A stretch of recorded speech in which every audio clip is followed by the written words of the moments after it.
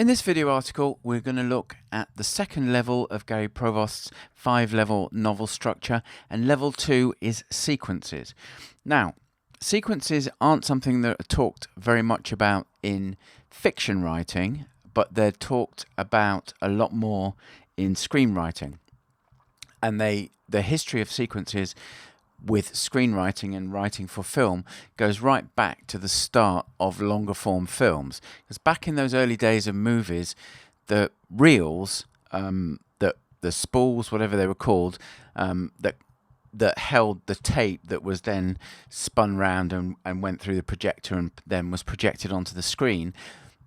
At that point, they could only hold about 15 minutes of film. So if you were writing a long form picture, you had to have numerous reel changes, 4, 6, 8, depending on how long the picture lasted.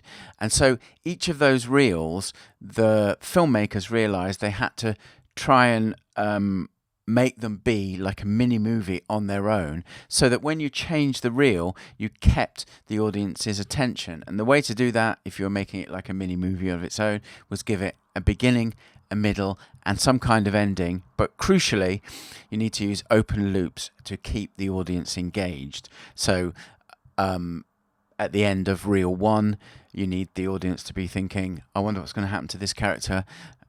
Maybe you use, if the most obvious way would be to use a cliffhanger where the heroine's been tied to, the cliche one, the heroine's been tied to a train track and the train's coming, and then the reel ends and they've got to wait, and it's like, what's going to happen? How is the heroine going to escape?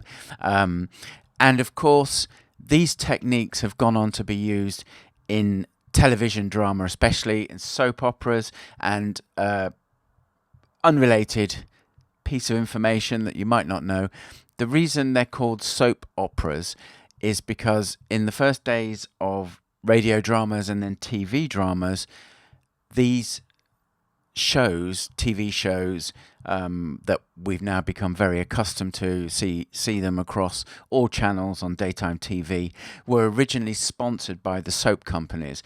And what they wanted the writers to do, and they hired their own teams to do this, would be to write dramatic stories that had breaks where adverts could be shown, and those adverts were for their soap, hence soap operas.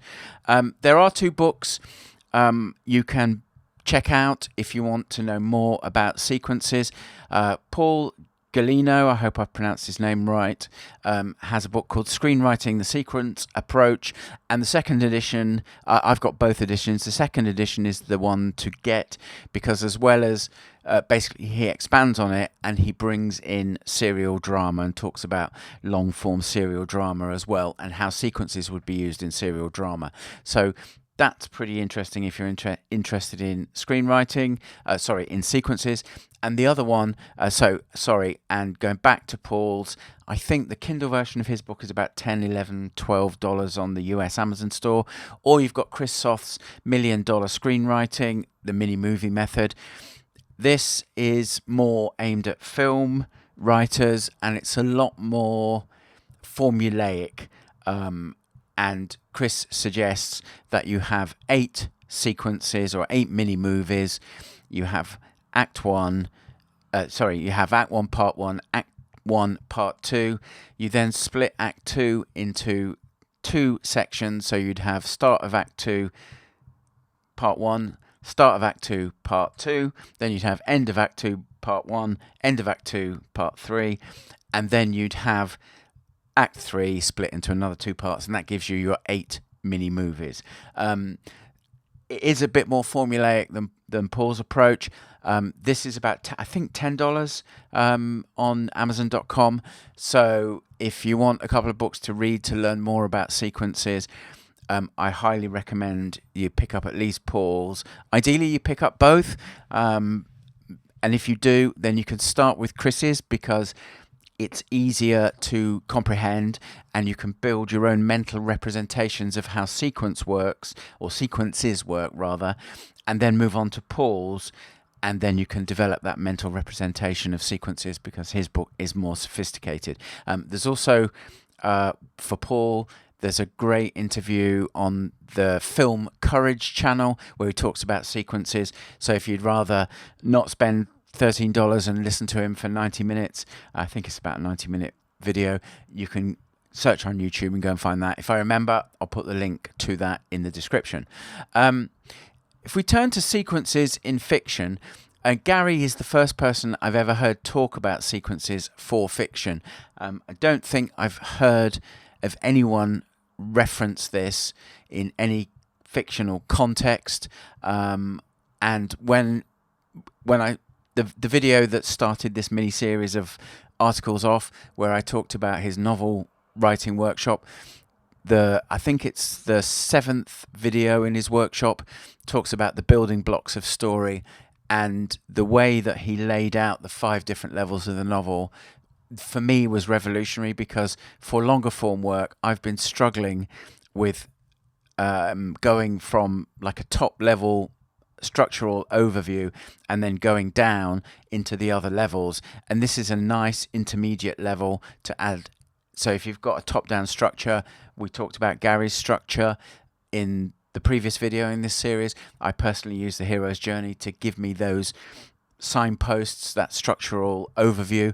But then I've always struggled with, how do I go from these points that I've got and lay them out into scenes?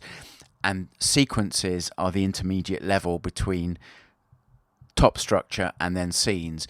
And so I think this is a really great idea that Gary could have gone into detail more about.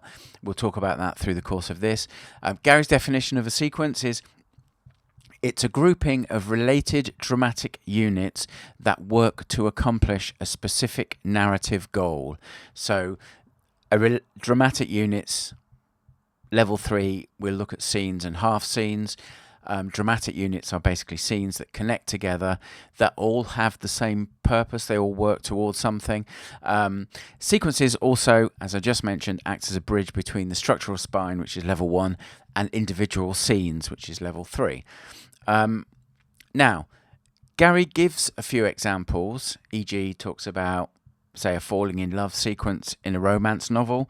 But then he goes on, not to dismiss them, but he doesn't go into much detail.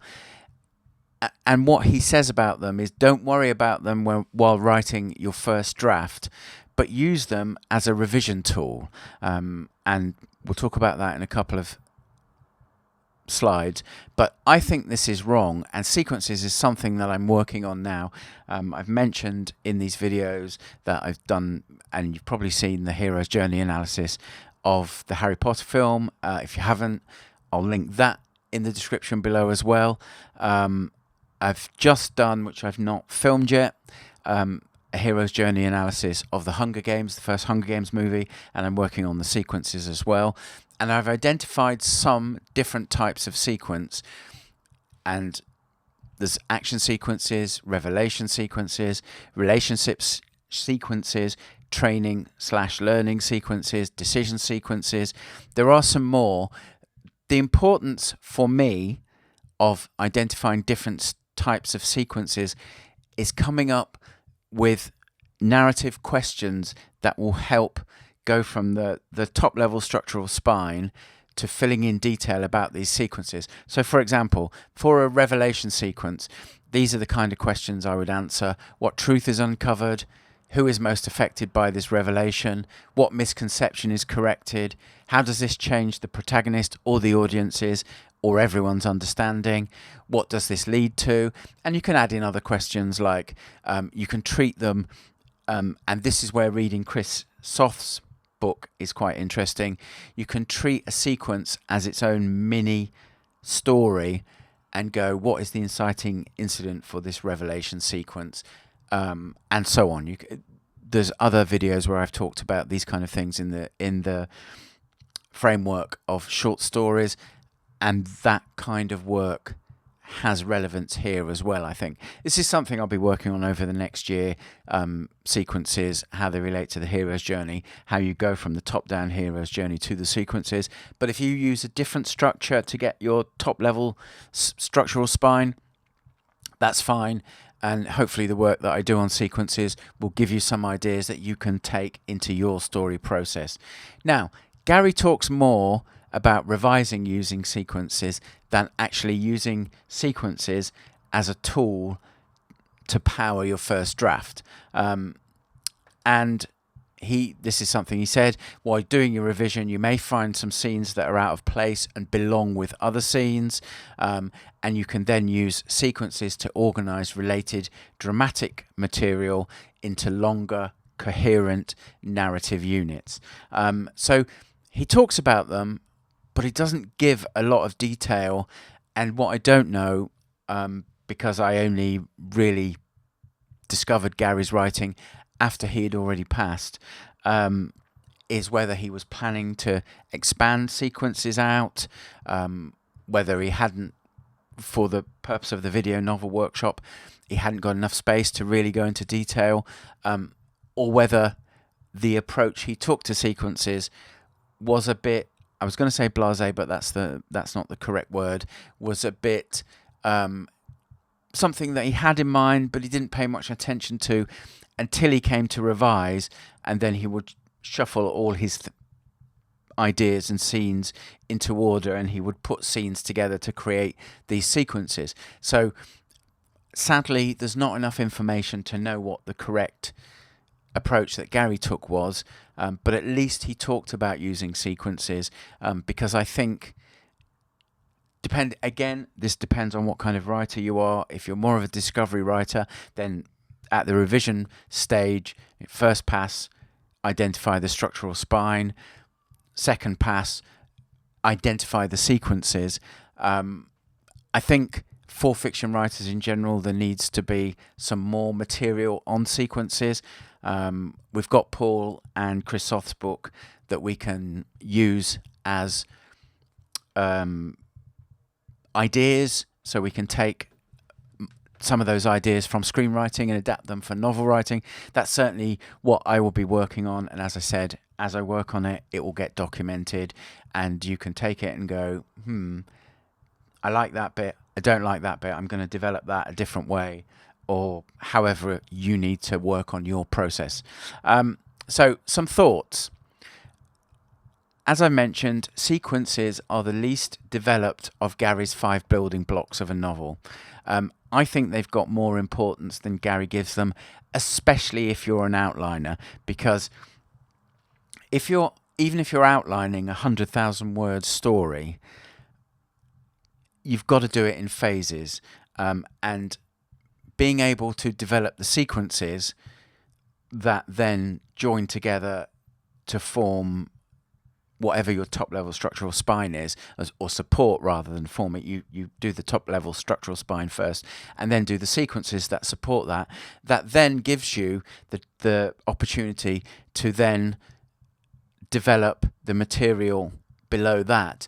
And there would be 2 ways of doing it. You could either, once you've got your sequences in place, you could either outline then all of the sequences into the next level, which would be scenes, or what you could do is go, right, I've got all these blocks in place, whether there's 10 of them or 20 of them, and you could write the first one, outline the first one in more detail, so you've got the scenes, and then go the next level or levels down and actually write the text.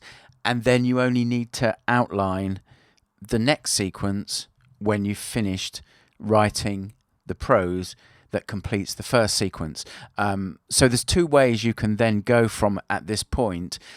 So if you find that outlining in detail is something that is a bit of a chore and you want to get to the writing, then having the sequences allows you to create a coherent story framework and then start the writing and do the next levels of outlining as you get to those points in the story. So 2 ways of using them there, which I'm not sure which way I will go, but depending on you've got, if you're using this kind of system, you've got 2 options there. And then developing sequences in more detail makes it much easier to outline the next level down. And whether you do the next level in one pass, or whether you do it in stages, as I've just discussed, is irrelevant. But what you should have is you have your top level structural spine, which guides your story from start to finish, and then the sequences are the next layer down that supports that, and it makes outlining the next level down, which is the level probably before you start thinking about putting the actual first draft words down on paper, but it allows you to get to the next level and outline it in a way where the story maintains its coherence from when you start writing the first sentence of the story to when you write the last sentence of the story. For me, that's a really attractive idea, because this is this point, I think, is the point me personally, that I struggle with, which is why I'm so attracted to it. I have no problems whatsoever in generating an idea for a story. Normally, I know when I get a story idea, I know the intro, I know the ending, and then I can work to get the framework. So we've got a complete story in place, but it's then getting the next level or two of detail down in order to start writing, which is where my process that I've used in the past has pretty much fallen apart. So I'm really interested in doing this, and I'm working on sequences at the moment, and over the next 6 to 12 months I'll be detailing what I find, what I think you can do, how I'm going about it. So if you're interested in those ideas, just stay tuned, follow along. As and when I get to it, it will be turned into video articles. Okay, in the next video article, I'm going to go into greater detail on Gary's third level, and that's the individual scenes, and you can have a grouping of scenes that go together to make the sequence, and then your sequences together. So I talked earlier, you could outline the scenes in a sequence and then write the scenes, or you can outline all the scenes before you start your writing. Again, hardest thing about writing isn't the writing, is finding the process that works best for you. If you've got any questions or queries, my email address, as always, is paul@deliberate-practice.com. And if you're an aspiring or frustrated fiction writer like me, I've been putting a resource together called the Writing Vault, which is for me mainly, but it's developing into a resource that I think will be attractive to other writers and writing students, especially when I start adding the interactive artifacts, which is coming very soon. So the link will be in the description below. You can see the URL on the screen in front of you as well. So go and check that out. If you've got any questions on that, use the email that I just talked through, paul@deliberate-practice.com. And thank you for your time watching this video. I hope it was interesting for you. Don't hesitate to drop me an email with questions, and I'll catch you in the next video article in this series, where we're going to talk about scenes.